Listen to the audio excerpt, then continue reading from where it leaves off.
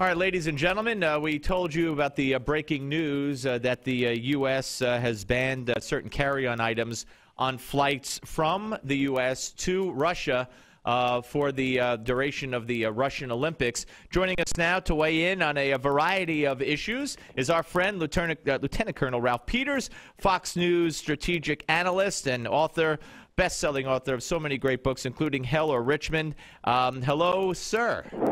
Hey, great to speak to you again, Steve. Always great to talk to you. I'll tell you, banning toothpaste doesn't help. Well, that's what I was going to ask you. I mean, first of all, these are flights from the U.S. to Russia. The Olympics are technically underway with the preliminary trials. The opening ceremonies are already going to start, I believe, tonight or tomorrow. So is it too little, too late is what I was going to ask you. Well, I don't know that it's too late. And rather than too little, I think it's on the verge of being too much. I mean, when the underwear bomber tried to blow up a plane, did we ban people wearing underwear?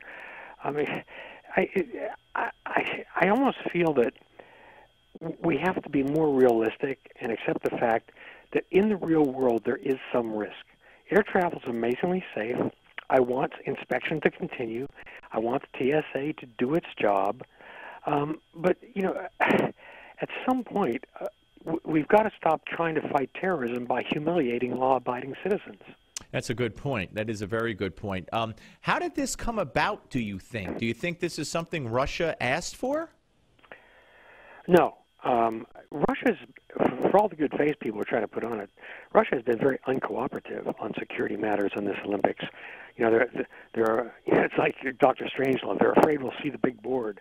The Russian paranoia, and spent a lot of time there, and Russian paranoia is absolutely without bound. Without any bottom to it. And we genuinely would like to help on security. And there's been some limited cooperation, information sharing, but precious little. And so the short answer to your question is this toothpaste stuff, to me, clearly came from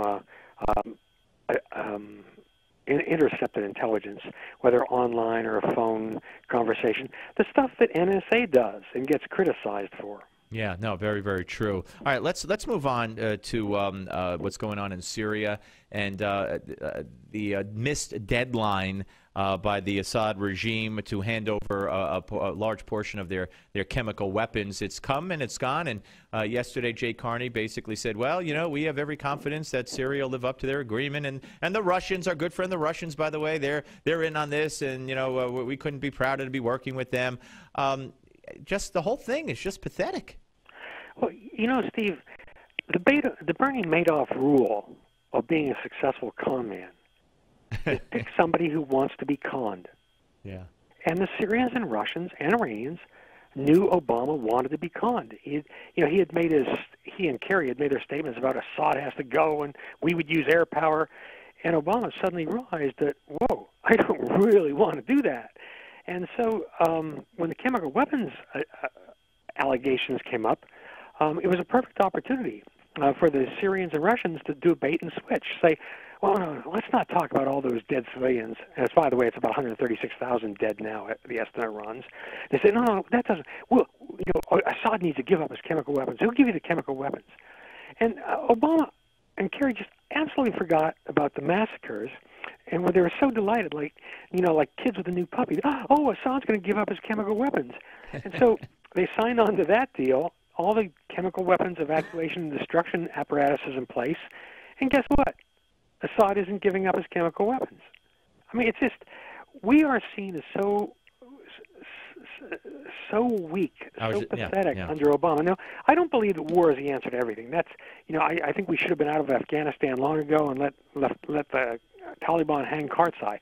But there are times when a U.S. president makes threats, he's got to live up to at least some of them. I mean, Obama's a Goldilocks. Is the porridge too hot? Is the porridge too cold?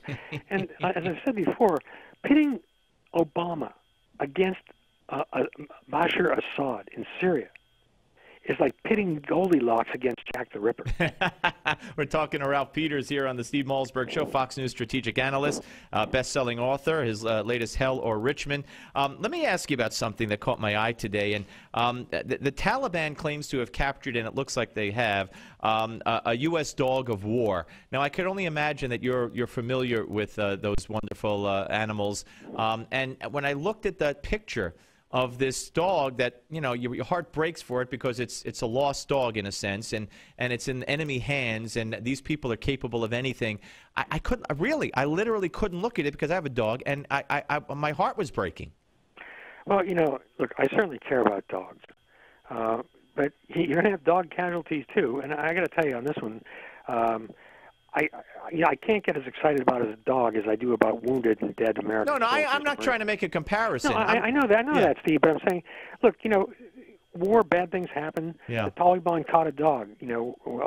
I know. You know, we'll send them some Alpo. I mean, I'm sorry, that's one I can't get wired up about. Okay, that's certainly fair enough. Fair enough. You know, you're entitled to your opinion and me mine. Let me ask you this: today, the president at the National Prayer Breakfast decided to mention a couple of our prisoners, including the pastor Abedini, who's held in Iran, and one of the gentlemen who's held in North Korea. But concentrating on the pastor and the two other Americans held in Iran that we know of. I mean, wasn't his opportunity to bring that up at the bargaining table with the Iranians before we put our name on the dotted line? Sure, it was, and any sensible person would have brought it up. It's like when you buy a car. You say, come on, you can throw those mats in for free. But the diplomats and I've dealt with diplomats, in and out of embassies, and their position, the American diplomat's position is, well, we have to keep the negotiations clean. We have to concentrate on one thing. We can't tie this up with all sorts of extraneous matters. And frankly, to our diplomats, beyond the verbiage, those prisoners are extraneous matter. They want to deal with Iran, and even the deal with Iran. I mean, Iran gave up virtually nothing. We've been sending them checks, $500 million recently, and you know what? The Iranians are just having a great time with this because we're in a spat now with the French, because as soon as Obama agreed to loosen these few sanctions that are being loosened, the French sent 106 trade representatives and union leaders to Tehran to prepare deals with Iran. The Chinese have been there. International businessmen from the EU throughout the world have been flocking to Tehran to have signature-ready contracts for when the rest of the sanctions go. Obama, once the rule with sanctions is if you've got strict sanctions in place, once you start loosening them, you can't tighten them back up. It's just not going to happen. Yeah, no, Obama has blown this entirely. Yep. Hey, Ralph, always great to talk to you, my friend. Thank you so much. Thank you, Steve. Take care. Ralph Peters, ladies and gentlemen, Fox News strategic analyst and author of Hell or Richmond, here on the Steve Malzberg Show. When we